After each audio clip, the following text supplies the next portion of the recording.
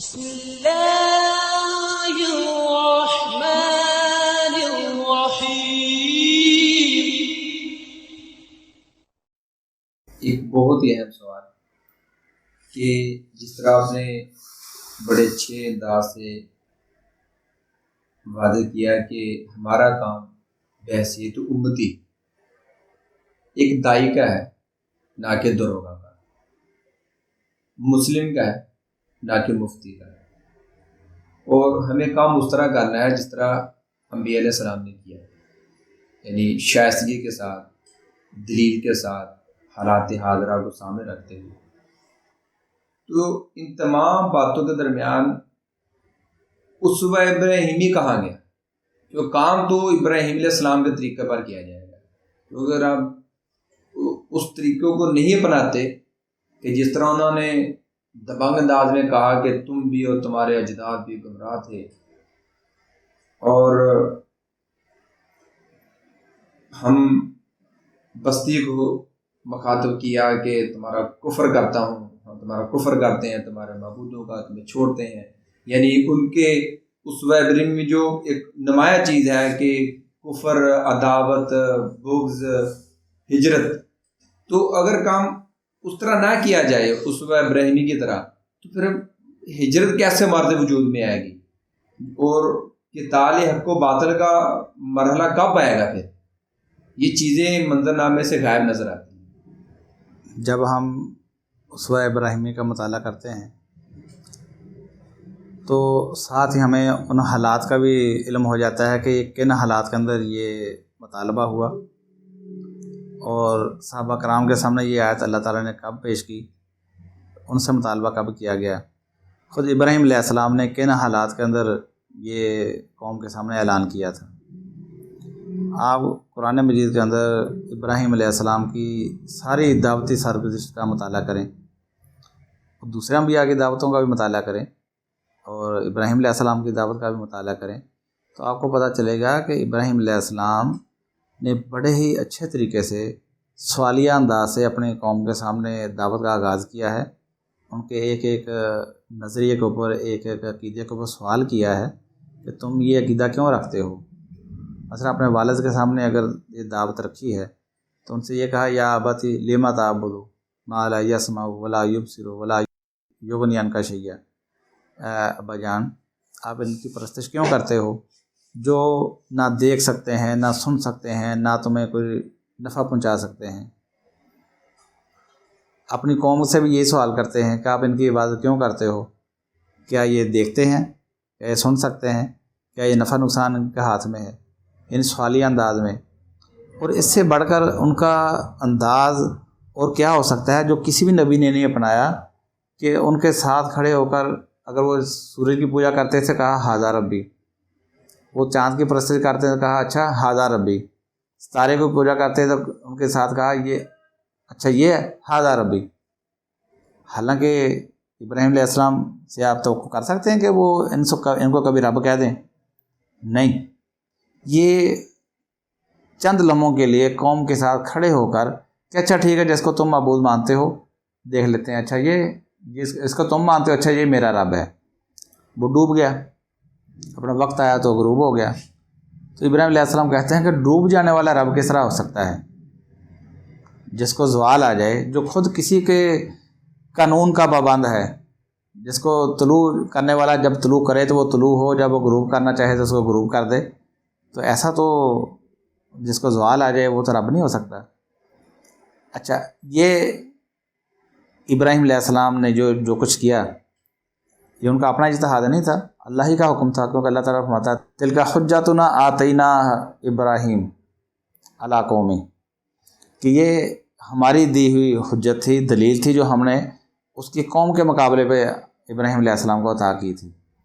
تو اس سے بڑھ کر کیا طریقہ ہو سکتا ہے کہ ان کے شانہ بشانہ کھڑے ہو کے بھی یہ کام کر کے دکھا دیا، ان کو ثابت کیا۔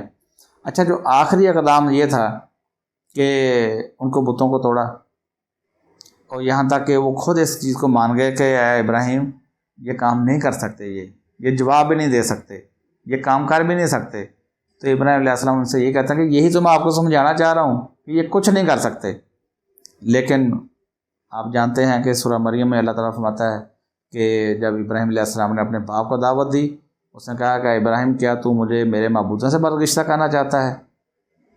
تو میرے گھر سے نکل جا، مجھ سے دور ہو جا، ورنہ تو سنسار کر دوں گا۔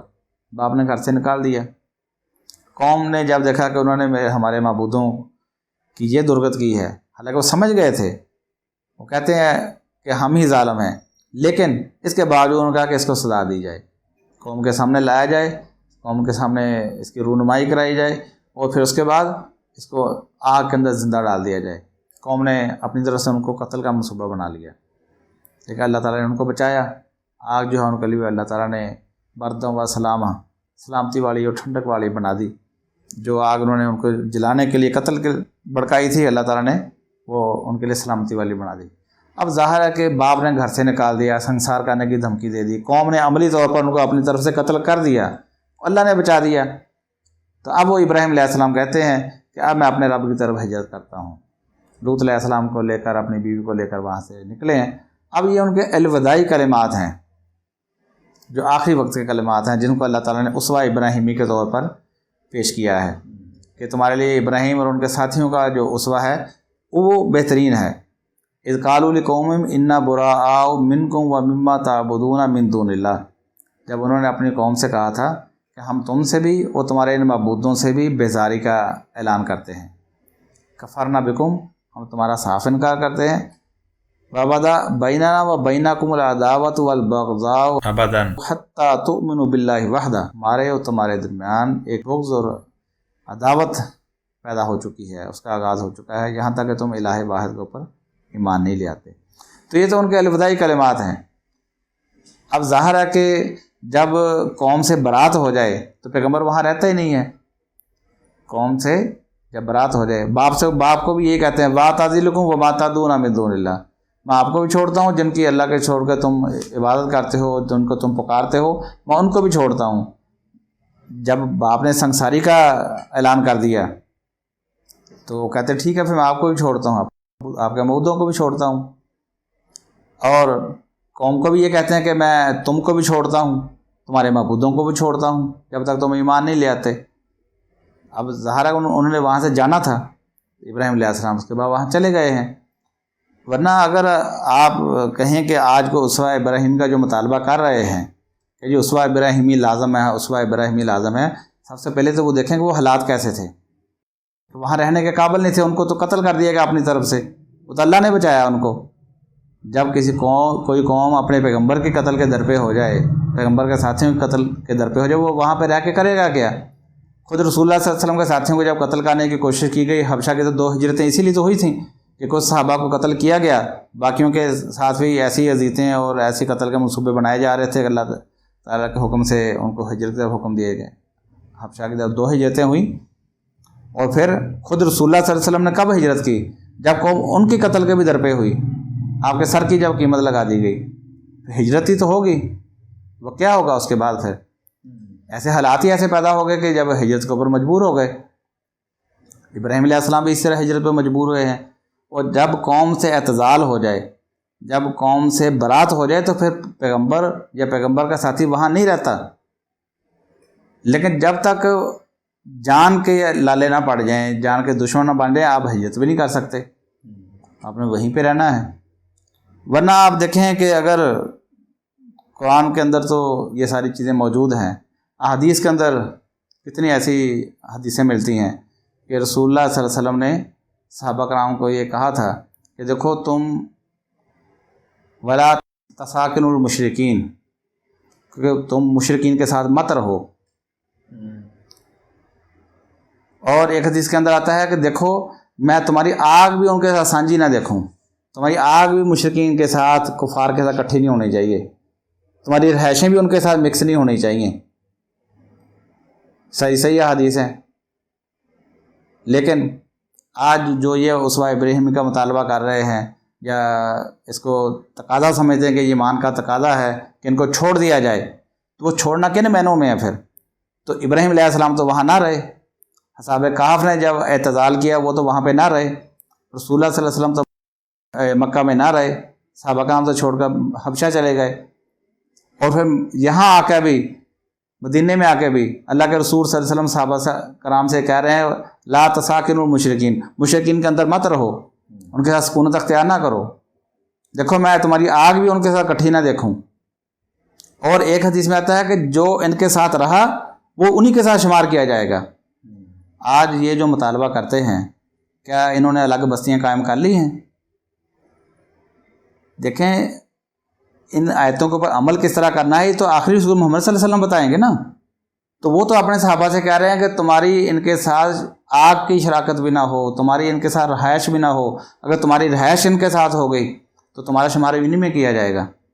یہ صحیح حدیث ہیں۔ تو کیا انہوں نے یہ جو مطالبہ کر رہے ہیں کہ یہ رشتہ دار بھی طاغوت ہیں، حکومت بھی طاغوت ہے، ابھی آپ وہاں کیا کر رہے ہیں؟ آپ رشتہ داروں کے اندر کیا کر رہے ہیں؟ آپ کے نزدیک اگر آپ کی بستی ساری کافروں کی بستی ہے، آپ وہاں پہ کیا کر رہے ہیں؟ رسول اللہ صلی اللہ علیہ وسلم نے الگ بستی قائم کی تھی۔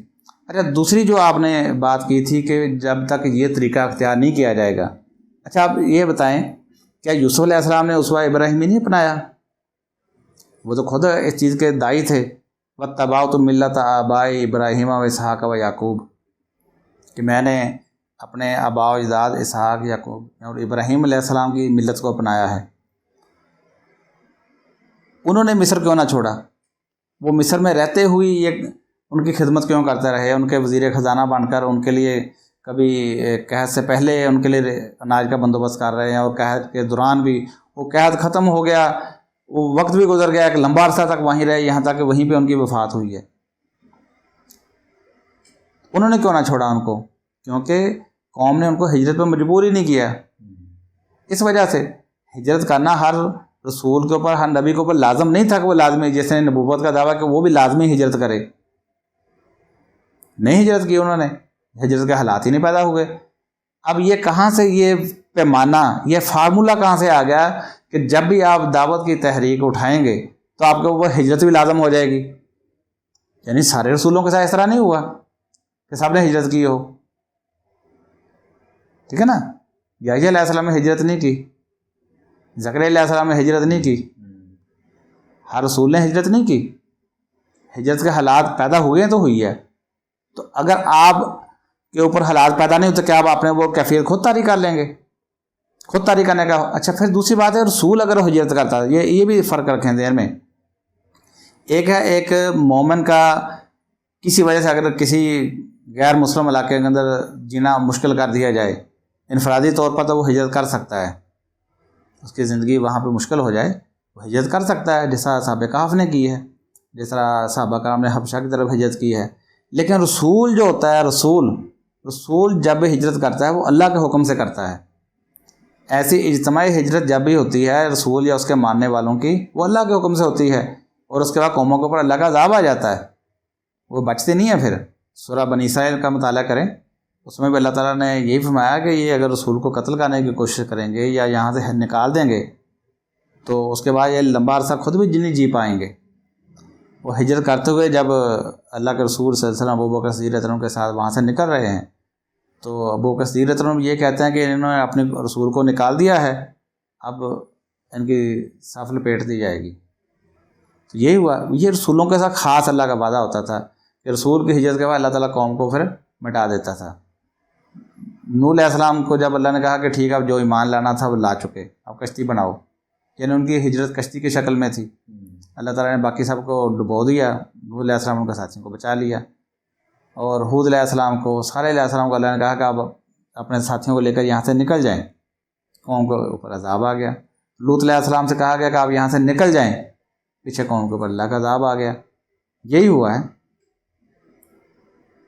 تو یہ جو ہجرت ہوتی ہے یہ رسول کے ساتھ خاص ہے، جس کے بعد قوموں کے اوپر اللہ کا عذاب آتا ہے، وہ صرف رسول کے ساتھ ہے، امتی کے لیے نہیں ہے۔ ورنہ اللہ تعالیٰ نے آپ کے سامنے اصحاب الاخدود کا ذکر کیا ہے، ان کو قتل کر دیا گیا، پیچھے کچھ بھی نہیں ہوا، تو یہ لازم نہیں ہے۔ اچھا پھر دوسری بات ہے کہ یہ جو ایک سٹیجز بنائی جاتی ہیں کہ پہلے دعوت ہے، پھر ہجرت ہے، پھر قتال ہے، پھر غلبہ ہے، یہ بھی کوئی فارمولہ نہیں ہے، کہیں بھی اللہ نے ذکر نہیں کیا کہ یہ مطالبہ ہر رسول سے ہو یا ہر نبی سے بھی ہوا ہو یا ہر داعی کے ساتھ بھی ہوا ہو، انہیں ایسا بھی نہیں ہوا۔ ٹھیک ہے نا. اگر تو یہ فارمولہ تب مانا جائے گا اگر ہر ایک کے ساتھ ہوا ہو. ہاں آخری رسول محمد صلی اللہ علیہ وسلم کے ساتھ ایسا ہوا ضرور تھا.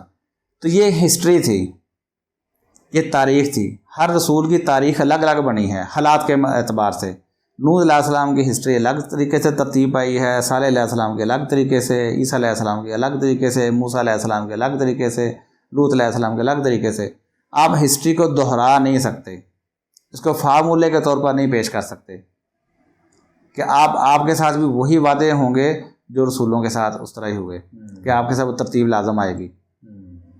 اب قیامت تک ہم داعی کی حیثیت سے تو کام کر سکتے ہیں، لیکن وہ رسول کے منصب کے اوپر قائم ہو کر کہ جی ہم نے اتمام حجت کر دی ہے، ہم نے بات پہنچا دی ہے، بس اللہ کا عذاب آئے چاہتا ہے ان کے اوپر، وہ ایسا ہونے والا نہیں ہے. یہ وعدے صرف رسولوں کے ساتھ تھے، جس کو اللہ تعالیٰ فرماتا ہے وَلَن تَجِدَ لِسُنَّتِ اللَّهِ تَبْدِيلًا وَلَن تَجِدَ لِسُنَّتِ اللَّهِ تَحْوِيلًا. ٹھیک ہے نا. یعنی مختلف الفاظ سے یہ آیت کو اللہ تعالیٰ نے دہرایا قرآن مجید کے اندر کہ یہ اللہ کی سنت ہے جو اس کے بندوں کے درمیان چلی آ رہی ہے، تم اس کے اندر تبدیلی نہیں پاؤ گے.